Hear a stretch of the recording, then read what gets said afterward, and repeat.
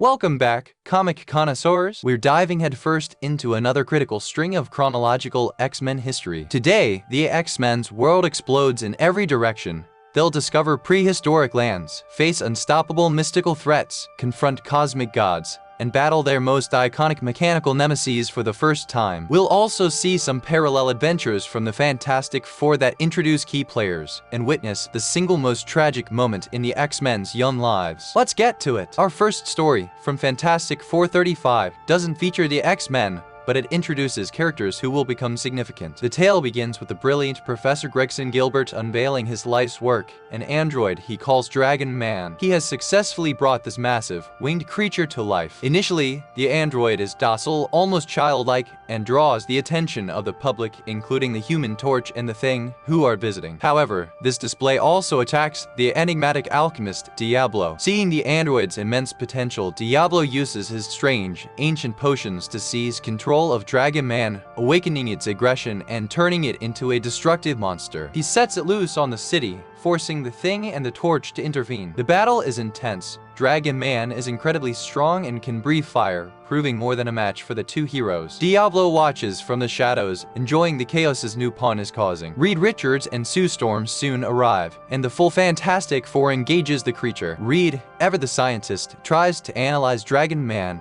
realizing its power isn't just mechanical. During the battle, we also get a brief, mysterious glimpse of Crystal and her teleporting dog Lockjaw of the Inhumans observing the fight from a distance, a tease of a much larger story to come. Ultimately, Reed deduces that Dragon Man is being controlled. The team shifts its focus from brute force to strategy, creating a diversion that allows Reed to use a device to disrupt Diablo's alchemical control. Diablo, his plan foiled and his pawn neutralized, vanishes in a cloud of smoke, vowing revenge. Dragon Man reverts to a docile state, leaving the FF to deal with the aftermath of this strange clash between science and sorcery. Dragon Man is a complex creation, an android built by Professor Gregson Gilbert. Though a work of science, it was brought to life and is often controlled through the mystical potions of the alchemist Diablo. Dragon Man is a towering, green, winged reptile possessing immense superhuman strength, durability, and the ability to fly. His most famous weapon is his fiery breath, which is actually an ignitable methane gas he exhales. Despite his monstrous appearance and destructive capability,